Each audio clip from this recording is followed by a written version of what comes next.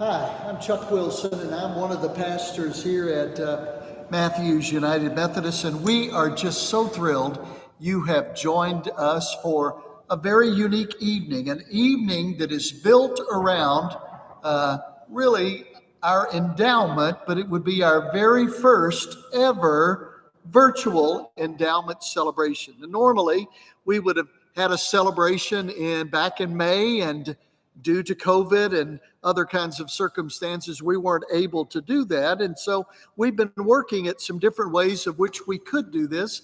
And we arrived at an evening of stories related to our endowment. We're thrilled that you've taken the time to come and listen to us and be with us tonight. And joining me tonight, A.J. Thomas. A.J. is the Reverend A.J. Thomas, and is a pastor in the United Methodist Church, but also serves as in his ministry through our United Methodist Foundation here in Western North Carolina. And then joining AJ would be our very own Terry Eford, lifelong Methodist and chair of our endowment committee here at Matthews United Methodist. Now let's begin tonight with AJ. He's been at the foundation for nearly a couple of years, again, ordained in the United Methodist Church. Great heart for helping Methodist churches to reach some of their financial goals. So, AJ, this evening is about stories. So tell us a little bit about your story and maybe even the story of our United Methodist Foundation in Western North Carolina. Thanks, Chuck. It's just want to thank you for having me here tonight, and it's an honor to be on the stage with both of you and to share this time together. So just thanks for having us out tonight. So I am a United Methodist minister, and I've served churches in Boone, Charlotte, and Greensboro, and a central focus of my ministry in all of those places was really helping the church and the individuals in it be the best steward as possible of their resources. And that led to I went and created a consulting ministry. It's called Joyful Giving Group, and did that for a number of years. Worked with churches at the intersection of faith and finance to help them be the best stewards as possible of their resources. Loved that work and was not looking to make a change from that work. But then the invitation came to join the staff at the foundation, and I'm so happy to be there. Just absolutely love the work that I'm able to do. One of my kind of core beliefs is that God is good, and God is generous, and God is faithful to us. And God has lavished so much upon us, so many blessings upon us, some that we're aware of, some that we may not be aware of. But God has been infinitely generous to us. And we are created in the image of God. And so we are therefore created with the same kind of capacity for generosity that God has for us. And when we give, it's a way that we express our love for God. It's a way that we grow as disciples. It's a way that we invest in the work that God is doing in our local church of changing and transforming lives. And so I love the work that we get to do. In my work at the foundation, I work both with churches and with individuals. And when I'm working with churches, it might be about setting up their investment accounts or setting up their endowment accounts. Developing those, might be working with churches who are seeking low interest financing through our development fund loan program. And when I'm working with individuals, oftentimes I'm getting to work with individuals who have a particular significant gift that they want to give to their church or to another Methodist ministry, and helping them work through that. All of those scenarios are win-win scenarios. These are people who are happy and who are delighted to either see their resources growing in their church, or who are just really happy to have the opportunity to give something to their church. And so I've got the best job in the world. I surround myself with happy people every day who are happy to be doing what they're doing. There's an old proverb that generous people are happy people, and joy is an infallible sign of the presence of God. And so as I get to work with these folks and really help cultivate a culture of generosity, every day I get to witness in the faces of these people the presence of God. And it's just a real privilege to do that. You know, you think about who the foundation is. We're a ministry of the church for the church, and our mission is to build the church for generations to come. And as you all talk about your endowment, that's exactly what you're talking about, is about how you can build this church for generations to come and continue to have an impact. And so it's just the perfect alignment between who the foundation is and what we do, and walking alongside churches like yourself. And we love to partner with you in this.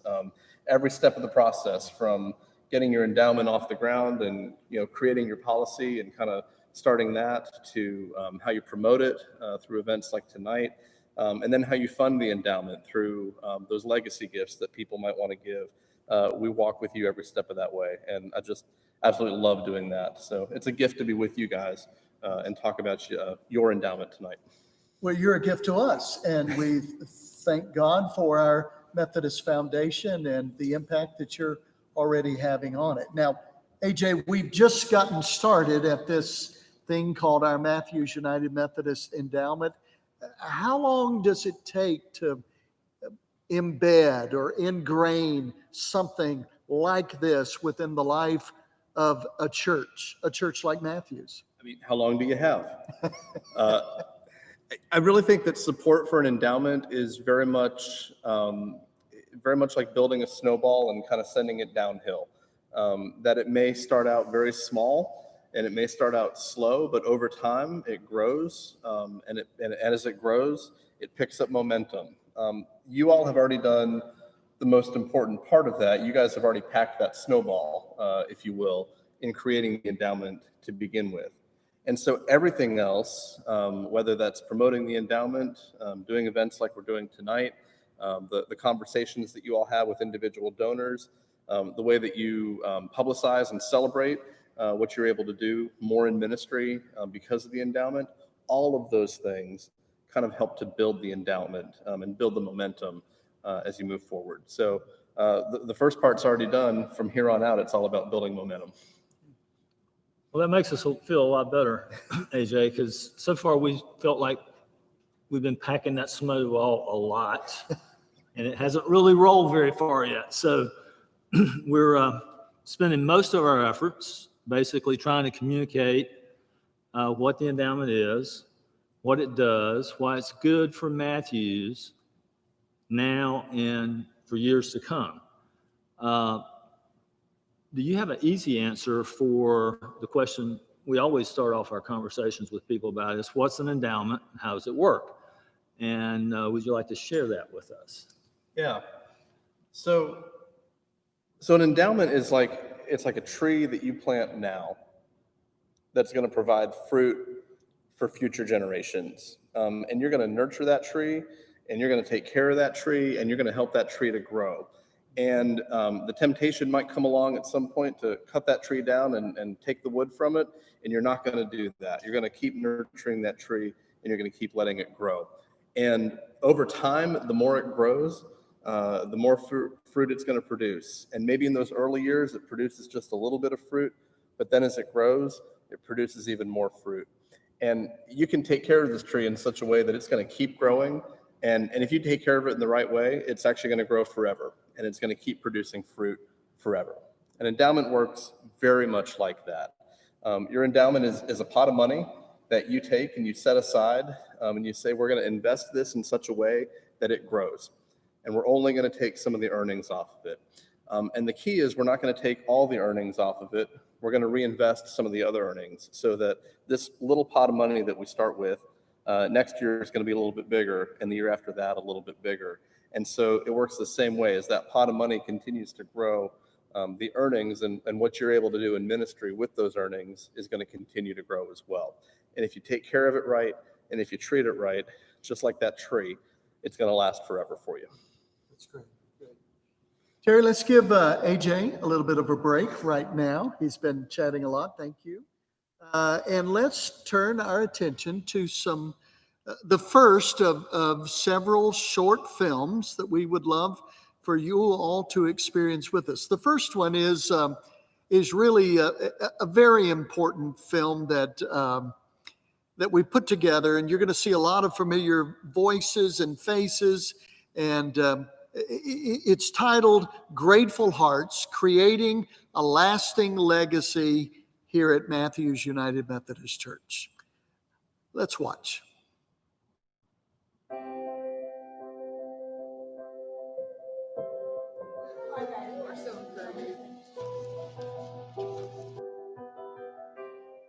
long have you guys been at the church? 55 years.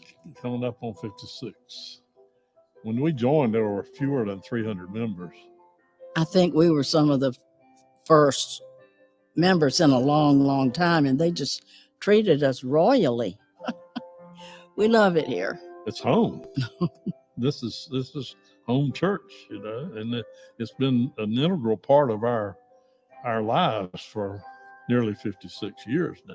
The church has meant so much to us as a family and as an individual that we won't.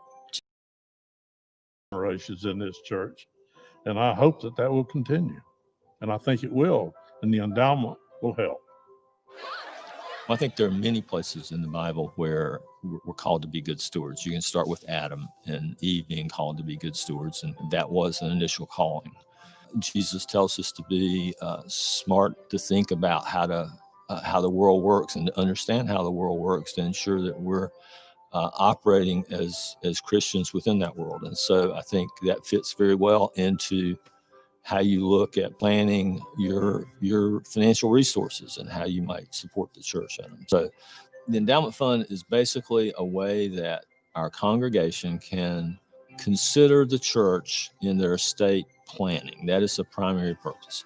And the difference between an endowment gift and just leaving the church in your estate is that the endowment is invested for long-term growth. And the only part of the endowment that gets used is the earnings from that growth. And so it could potentially be there 100 years from now, generating income that helps the church provide missions, ministry, maintain facilities, professional development and scholarships for students within the church. And so as you do your life plans, this is a chance for you to think about how you want what has impacted you to continue to impact others for generations to come.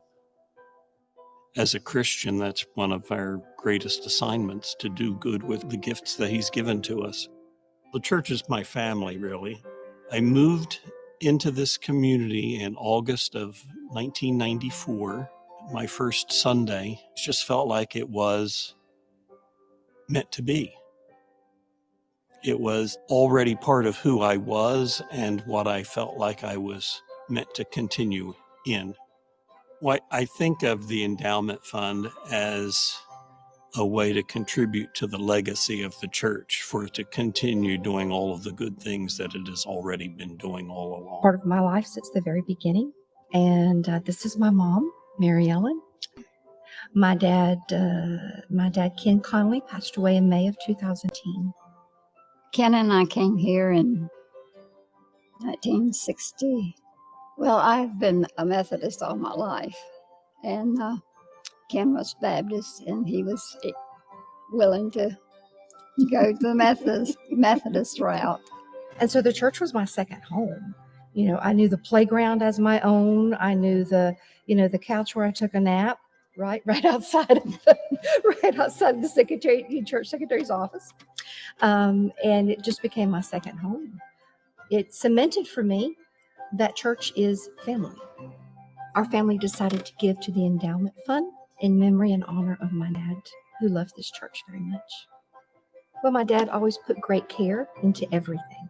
He believes in investing, and he believes in keeping things going, right?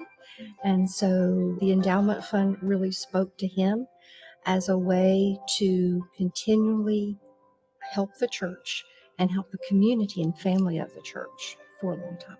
A lasting legacy, even though legacy is such a big word, and my dad was such a humble person. But yeah, my dad's part of his legacy. I would tell somebody that the best way to invest in the church would be to contribute to the endowment fund. We think it's really not about the size of the gift. It's about really providing the opportunity for the congregation to connect back to the church and to the long-term sustainability of the church. The church was here when we arrived, and we'd like to see the church here when we depart. We need to pay it forward because others have done that for us.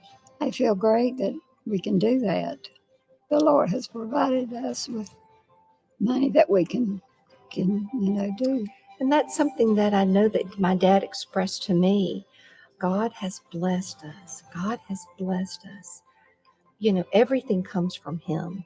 When we give with our heart. We're a chill forgiver, but we give because God gave to us. It's not about us. It's about what God has done for us and what He has given us through Jesus.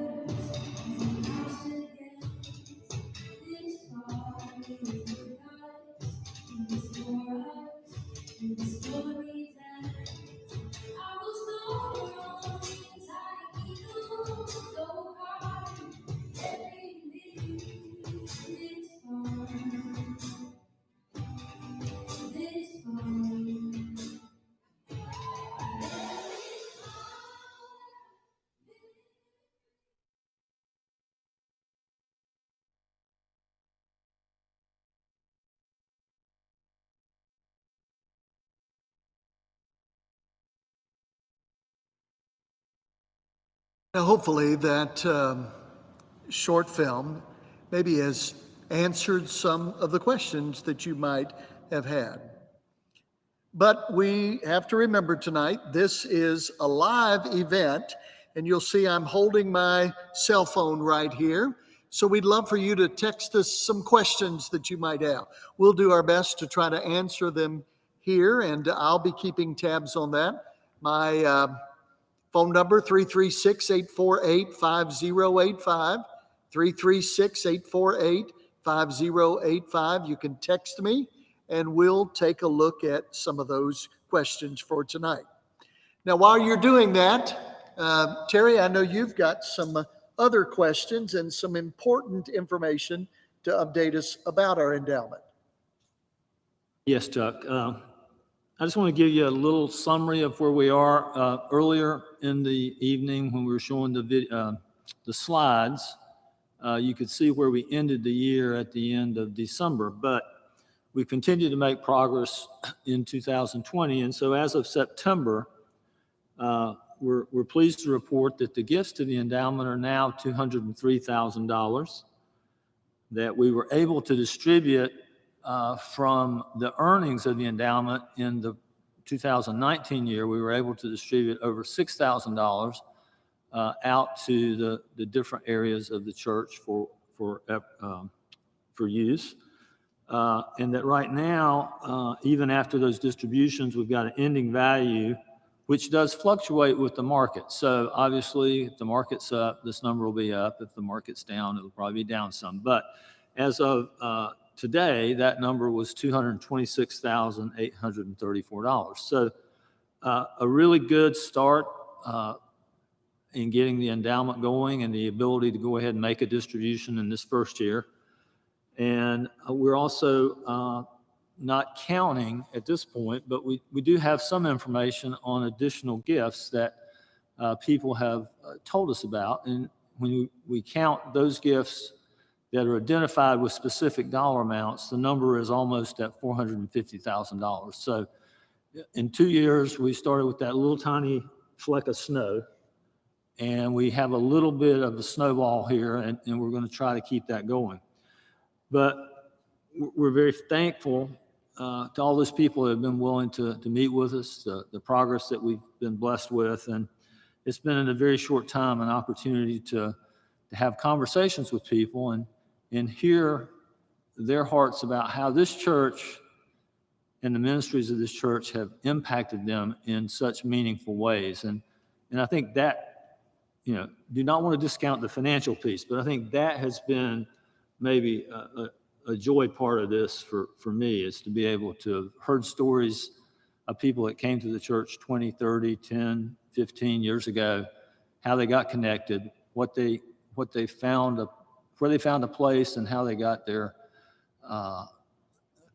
faith enabled, supported, expanded, how they found a place for their heart here at the church.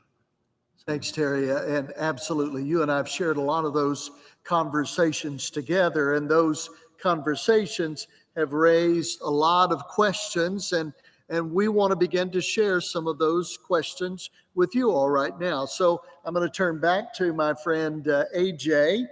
So AJ, this church is one that is so very fortunate, blessed in so many ways, but we would be what you would call like an old money kind of church. I mean, can a church like Matthew's, with its long rural history and seeing the city of Charlotte grow this way, with our demographics, can we have a strong endowment program? So it's really easy to play the comparison game, right? And you know, is our church big enough, or is our church wealthy enough, or, you know, does it make sense for us to have this? And one of the things I'm reminded, and one of the things that I've witnessed over and over again, is that God calls us to be faithful with what we have and not to concern ourselves with what we don't have. God calls us to be faithful with what we have and not concern ourselves with what we don't have. And one of my favorite stories in the Bible about giving is the parable of the talents, where the master entrusts something to some of his servants, and one gets 10 talents, one gets 5 talents, another gets 1 talent. And so the amount that each is entrusted with is very, very different. And yet each of us are called to be faithful with what we've been entrusted with, whether we have more or less than the person that we're standing next to. Their situation is not a factor in whether or not we are called to be faithful with what we have.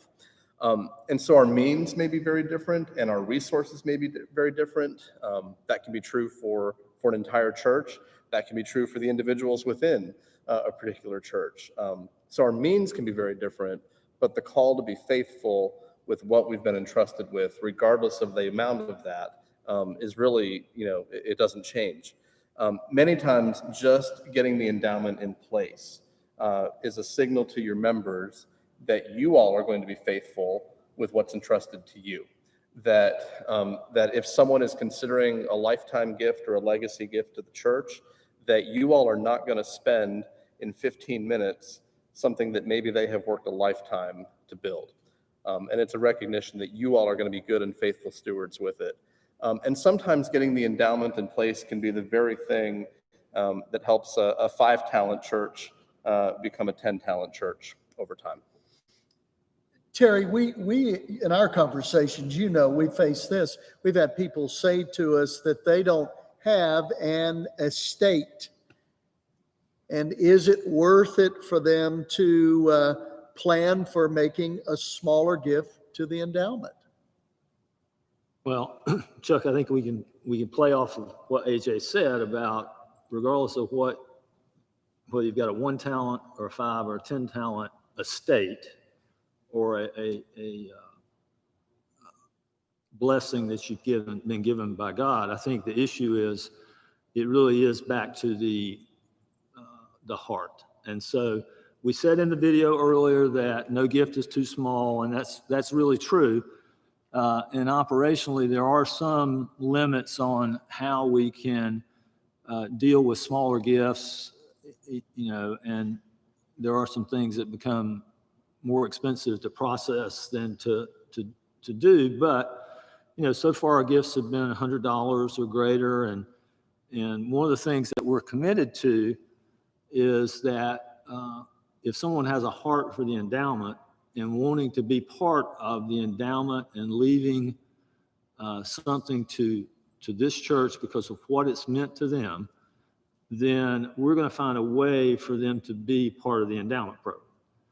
You can go to the widow's mite or other biblical stories, and it's really not. It's more about the heart than it is about the dollar. And so we want to make sure if someone has an interest in being in the endowment program, we'll find a way to get them in the endowment program.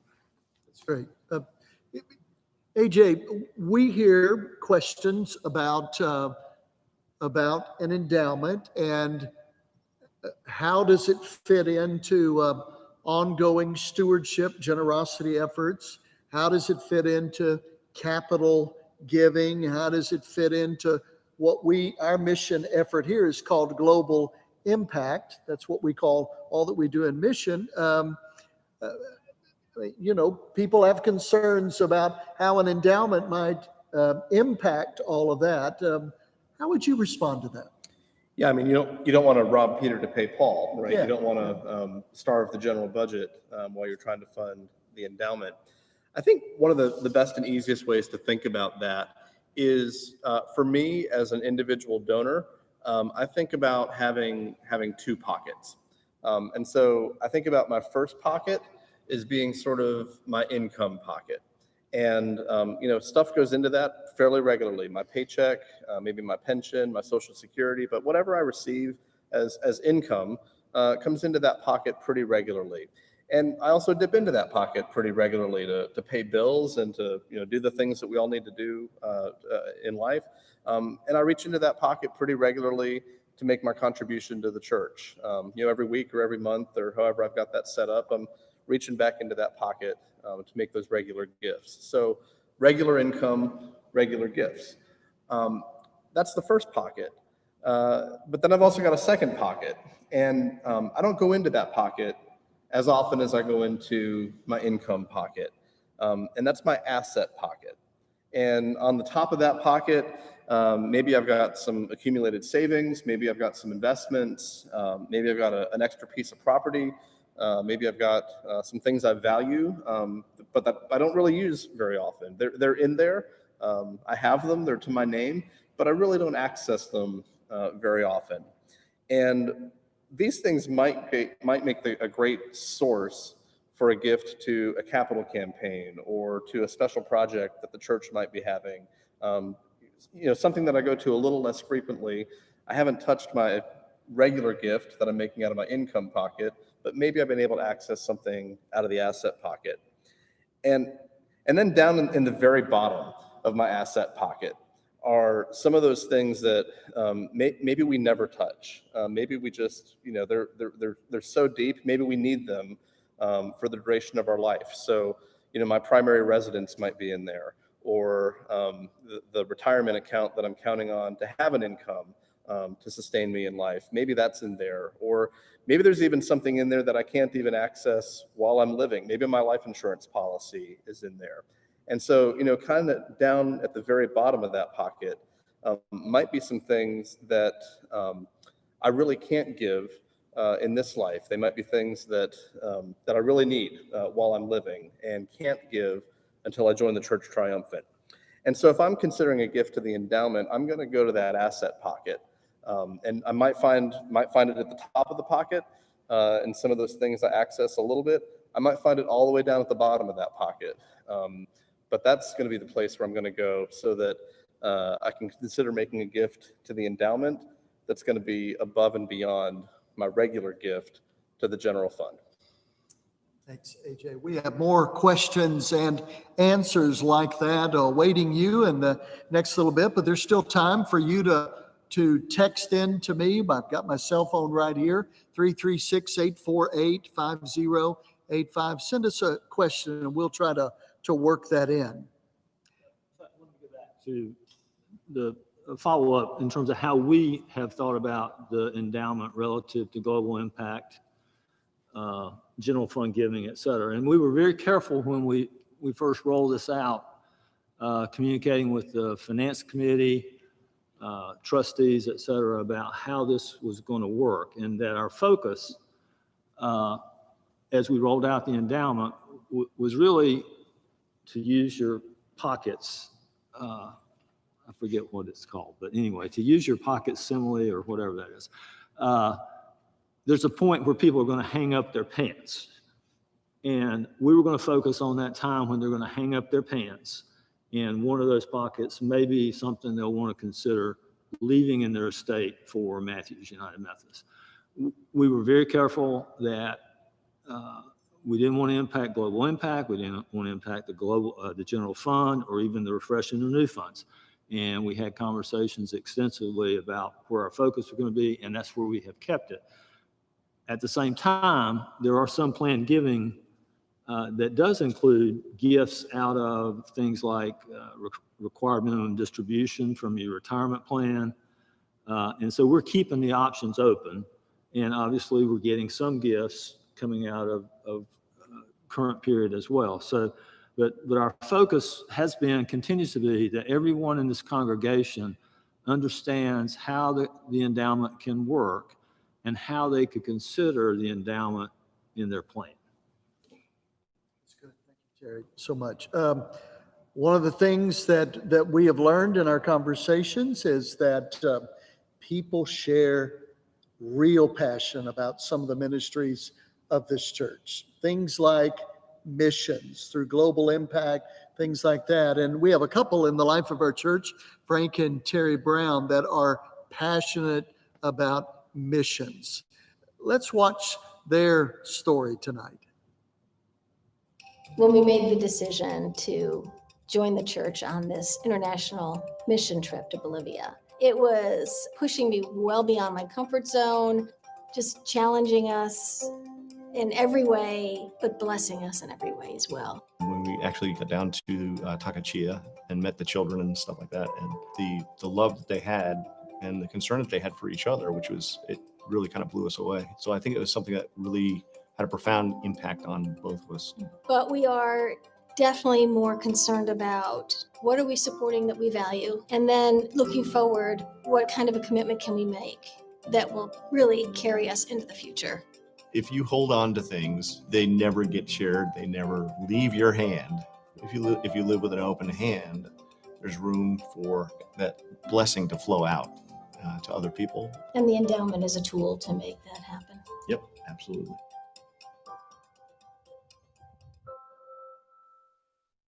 Here at Matthews, like many United Methodist churches, we have so many people passionate about mission service, giving in those kind of ways. But so many people never think about connecting missions, if you will, with the endowment through permanent giving. How can we do that? Terry's going to answer us.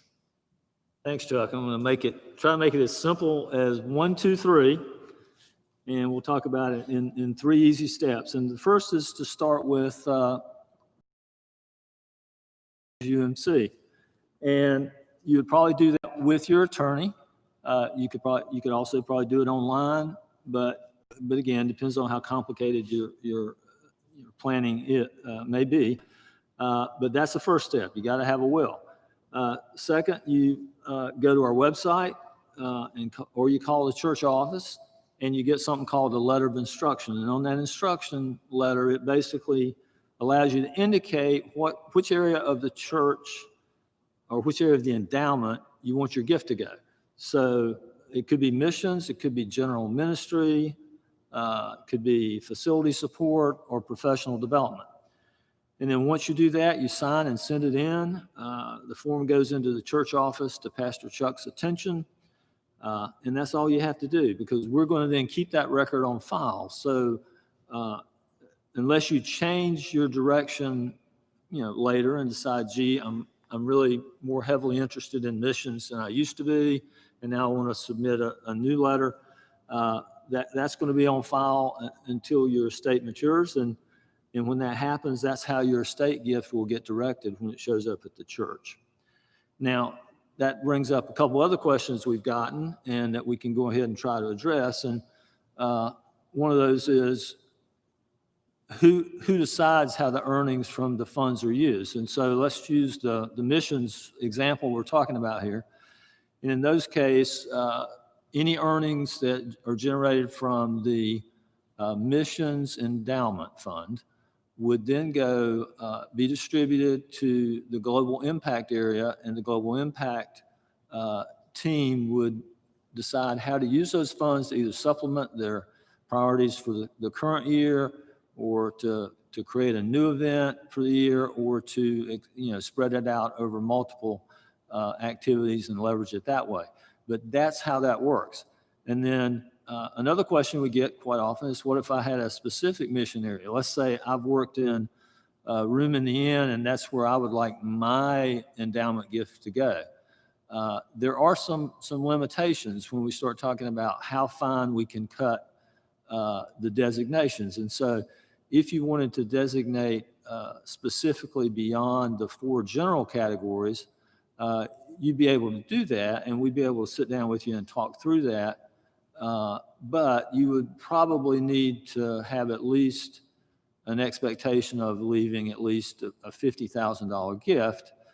And that's just to manage the bookkeeping and the fact that your earnings on that, if it's a 3 or 4% number, it needs to be significant enough to make the process work. So that's 2 questions we often get, and we answer them in terms of the missions area, but it's true in other areas as well.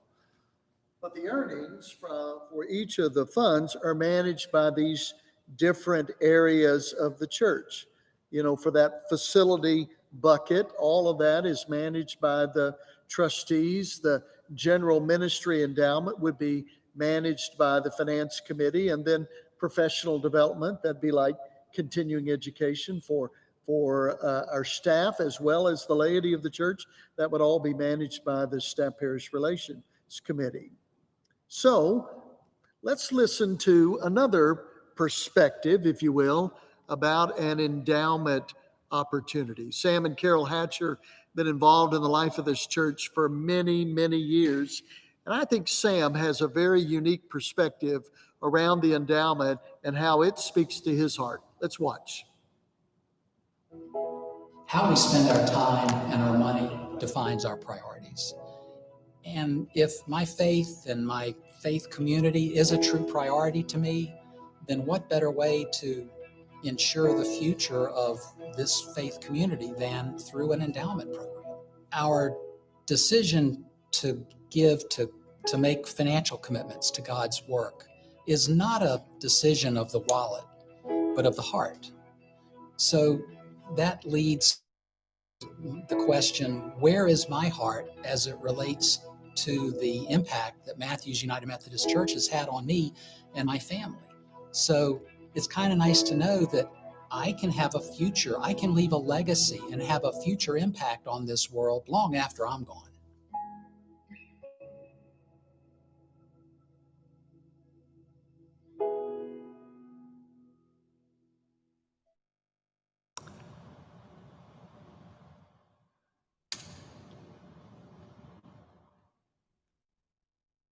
I love that phrase, giving from the heart, that Sam said.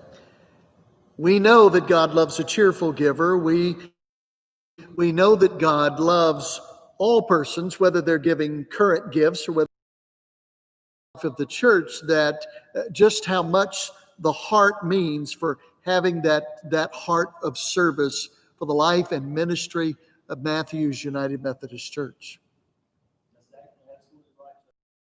Sam made it sound easy, and maybe I made it sound easy as 1, 2, 3 earlier, but it may be simple to those of us who work with this and have worked with it for a while. But you know, one of the things we want you to know is if you have any questions about the process or the letter of instruction form, or even how the endowment is supposed to work, all you got to do is just call the church office and set up a time to discuss it. And either Chuck and I both will be right there to talk with you and walk with you through the process. And if it's complicated, we have our friend AJ here, and we'll get him involved as well. But one of the questions that we sometimes get is, can I make a direct gift instead of an estate gift?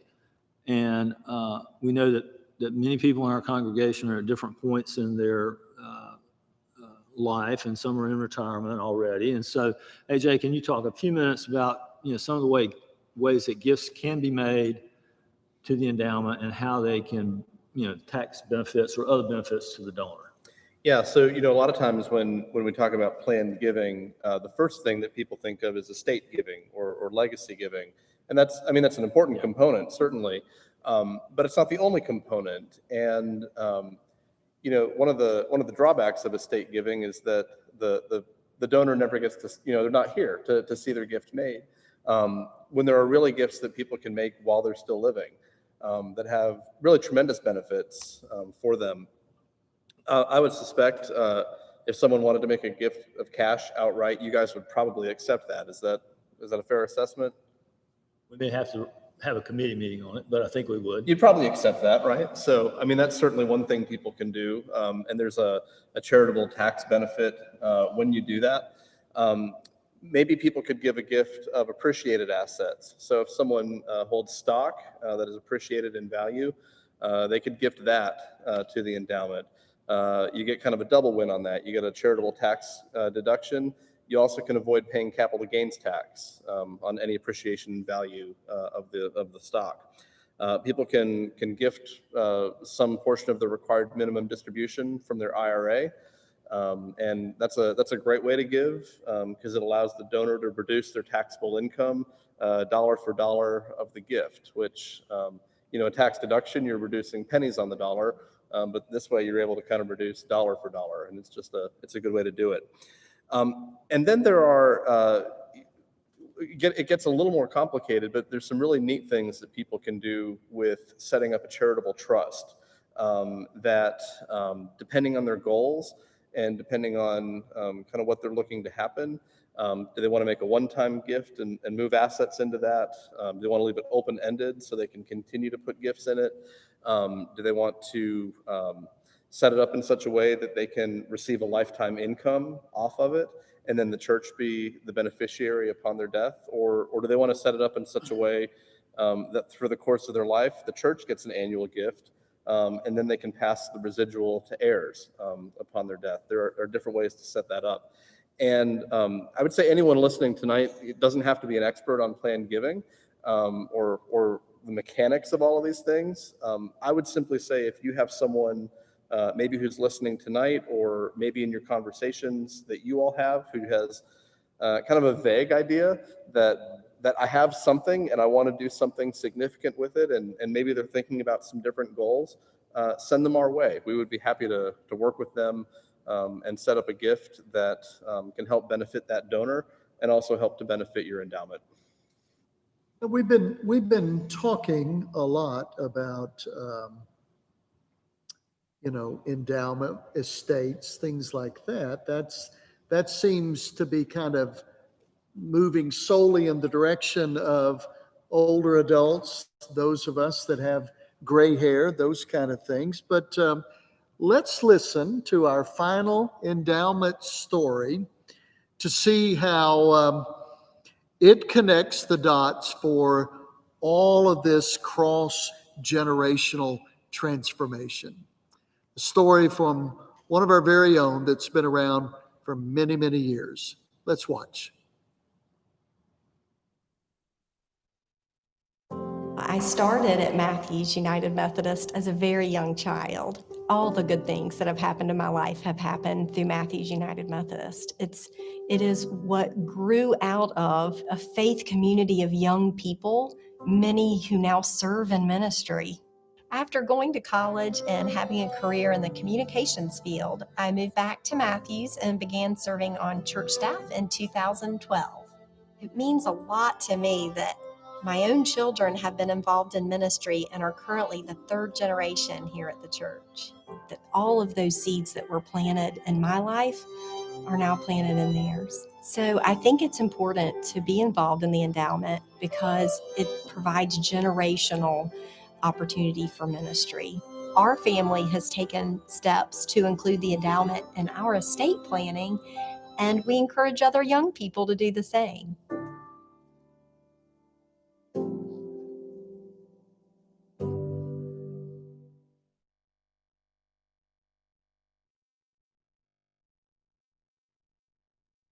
That really sums up what our endowment, what it means and how it works.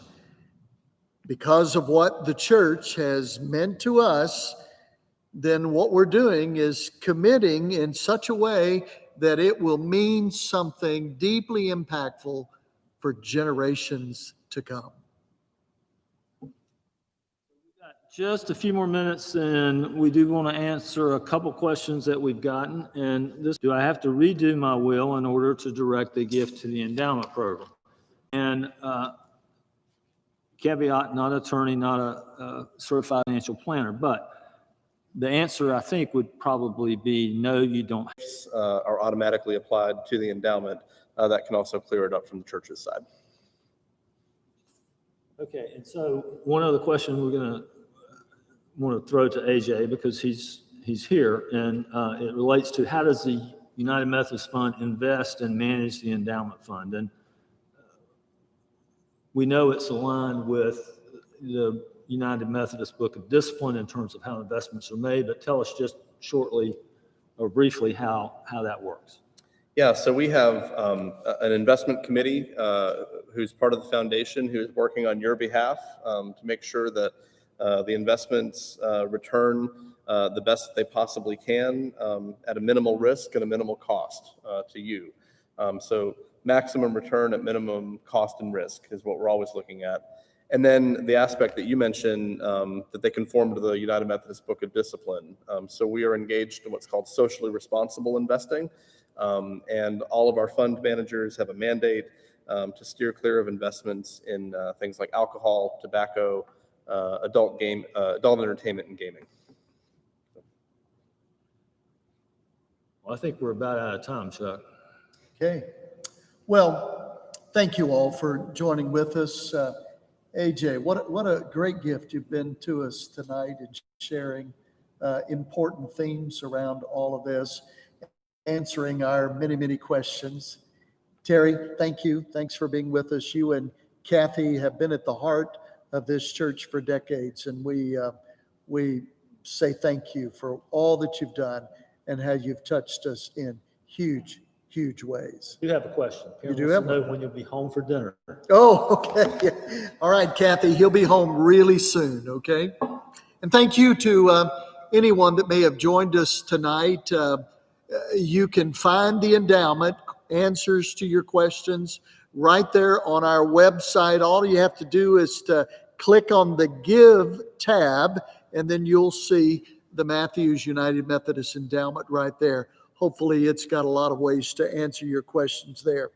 And we would love to have the opportunity to talk with you about the endowment, to sit down, do some thinking, do some dreaming, do some hoping on your behalf. It would be such a thrill and honor and pleasure for us to be able to do that. And so, friends, as we conclude tonight, we wanted to conclude with just a brief moment of worship, some music that would send us forth into the evening, celebrating already the great work of an endowment that is up and is moving and is already contributing to the life of the church. Perhaps you're one right now that may be called, that may feel that nudging in your own heart to do something beyond what you've ever even thought about being able to do, which could make a lasting impact for generations to come within the life and ministry of this church. Let's worship together.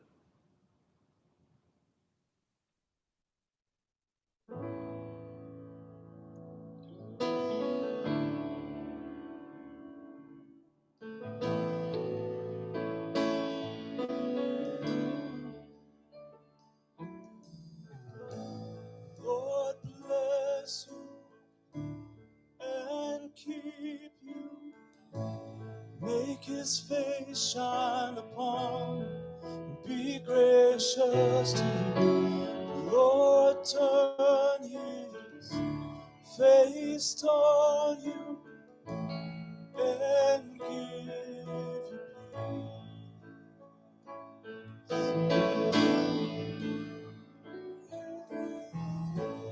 Lord bless you and keep you. Make his face shine upon you and be gracious to you. The Lord turn his face toward you and give you peace.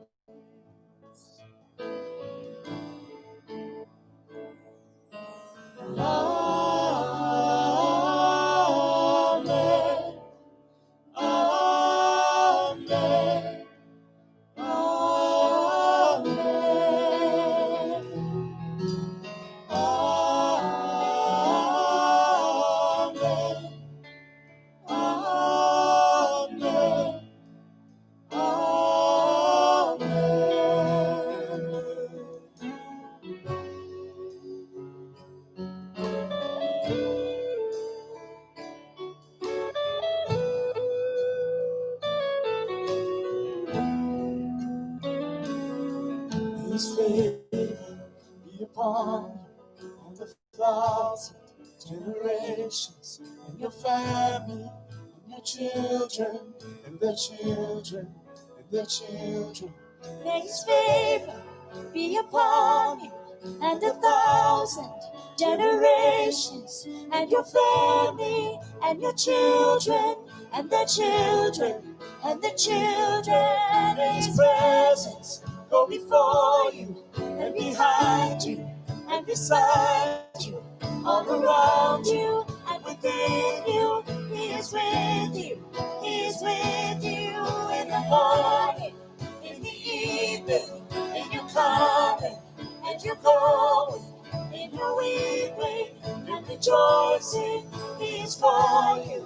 He is for you. He is for you. He is for you. He is for you. He is for you. He is for you. Yeah.